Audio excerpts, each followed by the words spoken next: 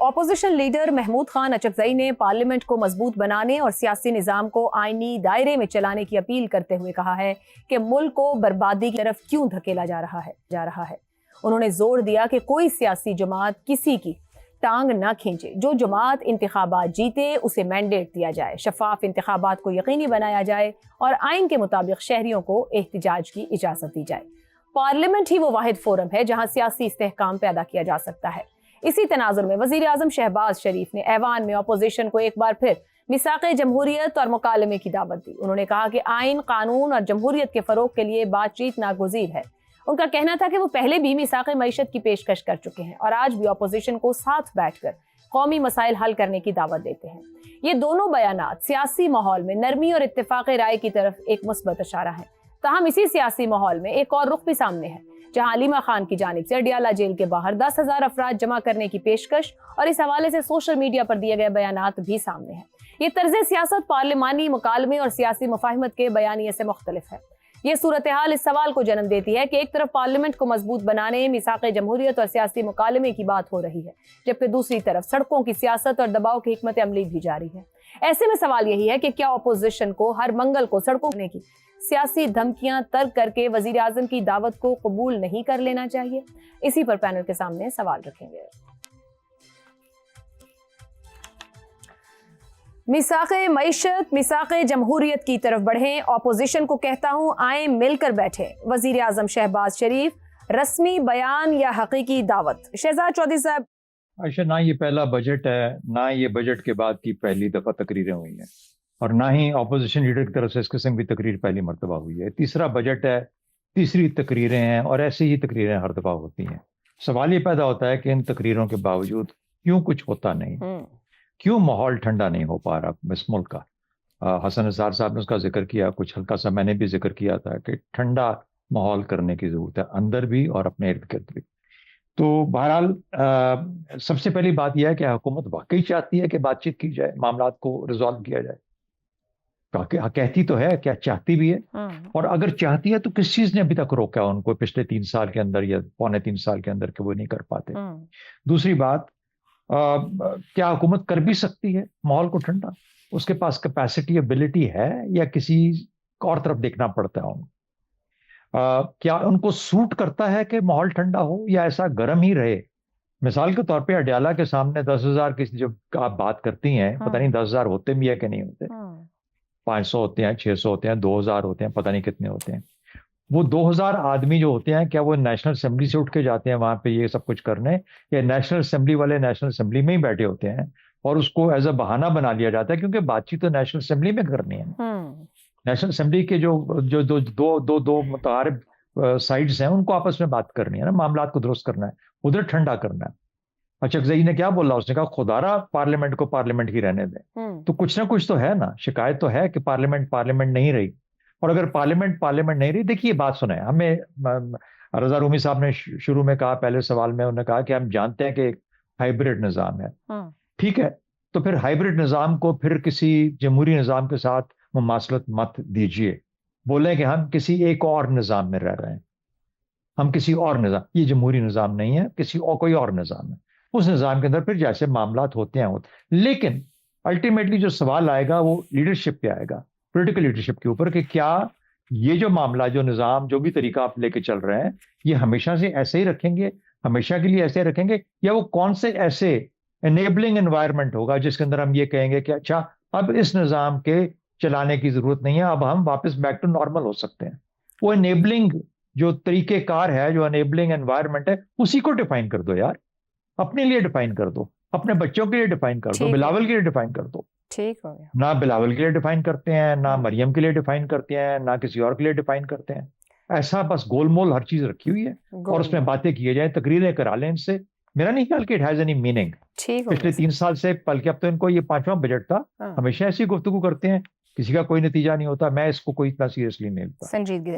رضا رومی صاحب, اچکزئی صاحب نے کہا کہ شہباز شریف ایک میمورینڈم لکھیں, جو پارٹی جیتے اس کو مینڈیٹ دیں, بانی پی ٹی آئی کے پاس جیل میں لے کر جاؤں گا.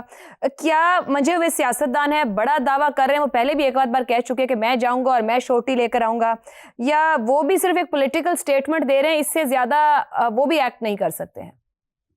دیکھیے اچک زئی صاحب ایک اولڈ سکول سیاستدان ہیں اور یقیناً اگر وہ یہ بات کریں ان کی بھی یہی خواہش ہوگی کہ پارلیمانی طریقے سے جمہوری پارلیمانی طریقے سے ملک میں جو سیاسی بحران ہے اس کا حل نکالا جائے، مگر جن صاحب کے پاس وہ لے کر جائیں گے وہ روایتی سیاستدان ہے ہی نہیں. وہ تو کہتے ہیں کہ وہ روایتی سیاستدان نہیں ہے بلکہ وہ ان سے ماورا ایک شخص ہیں، کیونکہ جو عام باقی سب سیاستدان ہیں وہ تو آپ کو پتہ ہے چور ڈاکو وغیرہ ہیں، تو اس لیے یہ معاملہ وہیں پہ ٹھپ ہو جائے گا. دیکھیے کوئی بھی میثاق یا اگریمنٹ کے لیے دونوں سائڈز کے اوپر رضامندی کی ضرورت ہے. اس وقت ہمیں یہ نہیں معلوم کہ حکومت کا تو چلے ہمیں معلوم ہے کہ ایک ہائیبرڈ نظام ہے، اس میں 2 پلرز ہیں، ان 2 پلرز نے جو ہے فیصلہ کرنا ہے مل کر، ایک حاوی ہے دوسرا دوسرے کے اوپر. شہباز شریف اور اچک زئی صاحب کی ملاقات بھی کوئی نتیجہ دے سکتی ہے یا نہیں دے سکتی؟ وہ بھی just sitting on A T cup. دیکھیے میرے خیال سے وہ ایک ملاقات شہباز صاحب کی اور اچک زئی صاحب کی ملاقات میں ایک تیسرے شخص کا ہونا ضروری ہے، پھر اس کی کوئی ویلیو بنے گی. اگر وہ تیسرے شخص نہیں ہوں گے تو پھر اس کی کوئی ویلیو نہیں ہوگی. نمبر 1. نمبر 2 عائشہ اس میں یہ بات کیا بات کر دی، نمبر 2 پہ میں نہیں جاؤں گی. یار اظہر امی صاحب آپ نے اپوزیشن لیڈر اور پرائم منسٹر کی ویلیو کو کہہ دیا ہے کہ کوئی ویلیو نہیں ہوگی، تو ایک بریک لیتے ہیں، بریک سے واپس آئیں گے، گفتگو آگے بڑھاتے ہیں. پروگرام کے آخری حصے میں ایک بار پھر خوش آمدید. حسن نثار صاحب اچک زئی صاحب وزیر اعظم سے کہہ رہے ہیں کہ کچھ تو خیال کریں. وزیر اعظم کہہ رہے ہیں کہ میں موجود ہوں، آئیں بیٹھیں بات کریں. ادھر علیمہ خان صاحبہ اڈیالہ کے باہر 10,000 بندہ اکٹھا کرنے کو تیار ہیں. کیا معاملے کا حل نکل سکتا ہے؟ وہ بھائی سے پیار کرنے والی ایک جذباتی بہن بنی ہوئی ہیں یا کوئی پولیٹیکل لیڈر کی سوچ بھی رکھ رہی ہیں؟ پولیٹیکل لیڈرشپ تو پاکستان میں دکھائی نہیں دی مجھے اس کی پوری تاریخ میں، انکلوڈنگ بھٹو جو کہتا تھا کہ I am the only sacred cow. اندازہ لگاؤ جمہوریت مامے اور کہتے کہ میں اس ملک کی واحد مقدس. چھوڑو، مجھے 1 منٹ زیادہ مل جائے گا، آج میں کم بات کرتا ہوں. جی کہیے. اچھا، ایک زمانے میں ارشاد احمد حقانی صاحب میرے بزرگ تھے، بہت قابل احترام تھے. لوگ انہیں کالم نگار وہ ہرگز نہیں تھے، وہ تجزیہ نگار تھے اور بہت اعلیٰ پائے گئے. انہوں نے ایک کیمپین شروع کی کہ یہ جو جانوروں کی طرح لڑتے رہتے ہیں پیپلز پارٹی اور نون لیگ، یہ اکٹھے کیوں نہیں ہو جاتے فلانا ٹمکانا. اوپر نیچے کو تیسرا کالم آیا، میں جنگ کی بات کر رہا ہوں، پاکستان کا سب سے بڑا اخبار ہے. تو آئی واز آلسو مطلب خیر، تو میں نے کالم لکھا بہت سخت. میں نے کہا حقانی صاحب کو عقل کو ہاتھ ماریں، یہ آئیڈیلزم سے باہر نکلو. جو آپس میں لڑتے ہیں مینڈوں کی طرح، وہ عوام کا حال دیکھ لو کہ آپ ان کی صلح کرائیں گے، مل کے لٹیں گے. اچھا، اب پیپلز پارٹی اور نون لیگ مرحومہ مغفورہ،